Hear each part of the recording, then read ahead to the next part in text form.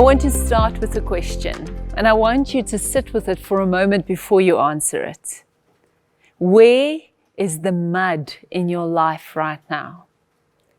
Not the version of your life that you post, not the version you bring to church on Sunday, the actual version, the one you live with on a Tuesday afternoon when no one's watching.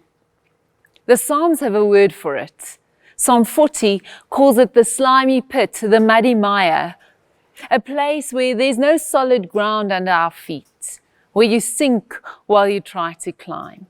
And we all know that place where maybe a relationship is unraveling, a conversation you've been avoiding for weeks, a loss you haven't actually let yourself grieve yet, or maybe it's just this low-grade exhaustion, the feeling that you're treading water and pretending you're fine all the time.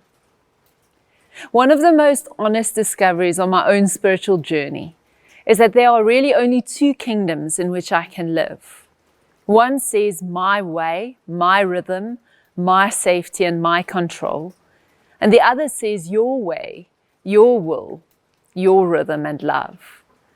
And here's the thing. The kingdom of self has a liturgy. It prays very naturally, my name, my will. It feels normal because it is normal.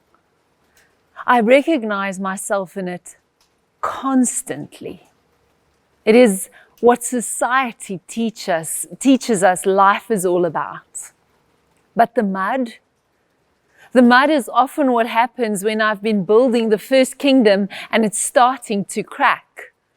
When the thing I've been trying to hold together is coming apart in my hands. So naming the mud isn't just naming a difficult circumstance, it's naming the kingdom I've been living in. And here's what I find so striking about Psalm 40. It doesn't say try harder. It doesn't say ignore the mud and push through. It's not a self-help manual, it's a testimony. Someone saying, God moved toward me. Not I climbed out, but he bent down. Verse 1 says, I waited patiently for the Lord, and he turned to me and heard my cry. That one sentence changes the question. We default to how do I get myself out of here? The psalm asks something different. Can I trust the one who's already on his way?